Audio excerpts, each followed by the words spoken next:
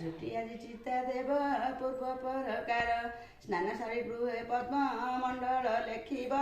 ତହିଁ ପରେ ଧୋଇ ଏକ ଖଟୁଲି ରଖିବ ତହିଁ ପରେ ଲକ୍ଷ୍ମୀ ପୂଜା ଗୁଆକୁ ଥୋଇବ ପଞ୍ଚାମୃତ ଶୁଦ୍ଧ ଜଳେ ସ୍ନାନ କରାଇବ ଦଶଖିଆ ସୂତାରେ ଯେ ବ୍ରତକୁ କରିବ ଲକ୍ଷ୍ମୀଙ୍କ ନାମରେ 10 ଗୋଟି ଗଣ୍ଠି ଦେବ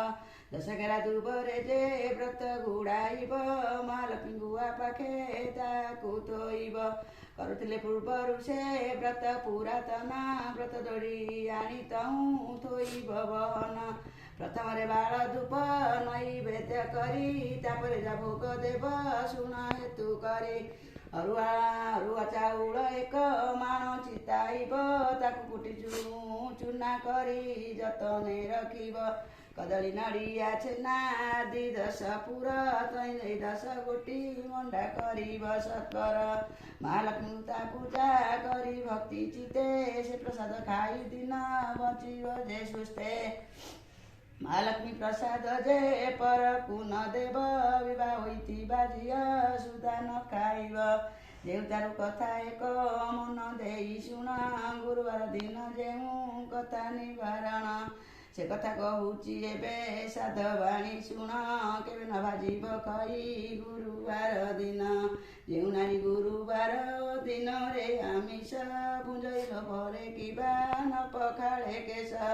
ଭୁଞ୍ଜାଇ ଉଦ୍ଦିଷ୍ଟ କିବା ଲଗାଏ ଯେ ତେଲ ମହାଲକ୍ଷ୍ମୀ ତାର ନିଶ୍ଚୟ ଭାଙ୍ଗି ଯାନ୍ତି ଗେଲା ଗୁରୁବାରେ ଯେଉଁ ନାରୀ ତୁଳାକୁ ଭିଣଇ ଦେଇ ଯେ ଗ୍ରାସ କରଇ ଖଟର ଛାୟାରେ ଯେଉ କରଇ ଶୟନ ରାତ୍ର କାଳେ ଦଧି ଅନେ ଯେ କରେ ଭୋଜନ ଖୋର ହୁଏ ଯେଉଁ ତାର ନାପିତର ଦ୍ୱାର ଭୋଜନ ନୟନ ଭୋଜନ ସମୟ ଅନ୍ନ ପକାଏ ଭୂମିରେ ବୁଝି ନ ପାରିଣ ଅନ୍ନ ଫୋପାଡ଼ିଣ ଦିଏ ଏତେ କର୍ମ ଯେ କରେ ସେ ଲକ୍ଷ୍ମୀଙ୍କୁ ନ ପାଏ ଗୁରୁବାର ଦିନ ସକାଳରୁ ଗୋମୟରେ ଦୁଆର ଯେ ନ ଲିପି ହୋଇ ଅଳସପଣରେ ଚୁଲୁ ନ କାଢ଼େ 5 ଭକ୍ଷେ ଯେ ଆମିଷ ଏମାନଙ୍କ ଠାରେ ଲକ୍ଷ୍ମୀ କରନ୍ତି ଯେ ରୋଷ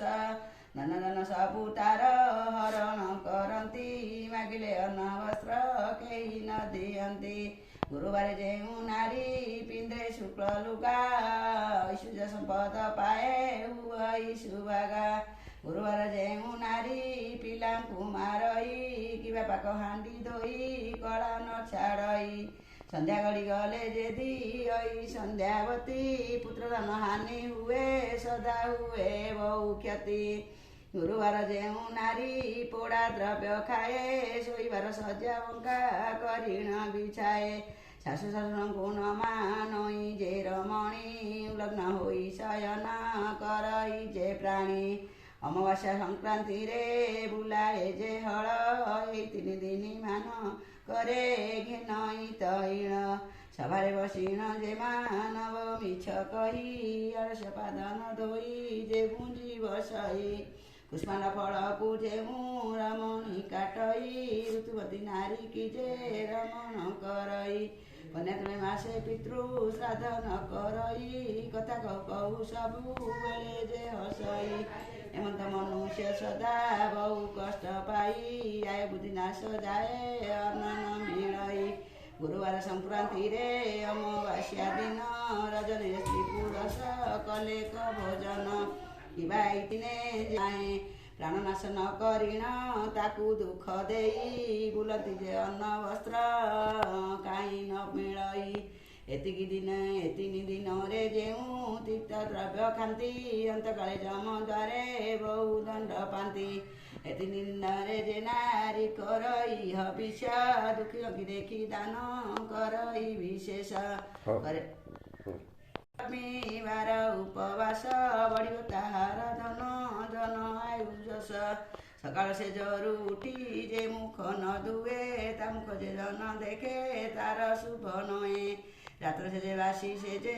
କରେ ଶୟନ ତା ଗୃହକୁ ଲକ୍ଷ୍ମୀ ତ୍ୟାଗ କରନ୍ତି ବହନ ଆସନ ବିନା ଯେ ଭୂମି ପରେ ବସି ଖାଏ କିବା ଯେ କୁମାରୀ ସଙ୍ଗତରେ କାମ ମଏ ଦକ୍ଷିଣ ପଶ୍ଚିମ ମୁଖ ଯେ ପୁଞ୍ଜି ବସାଇ ଏମାନଙ୍କ ପାଶୁ ଲକ୍ଷ୍ମୀ ଯାନ୍ତି ଦୂର ହୋଇ।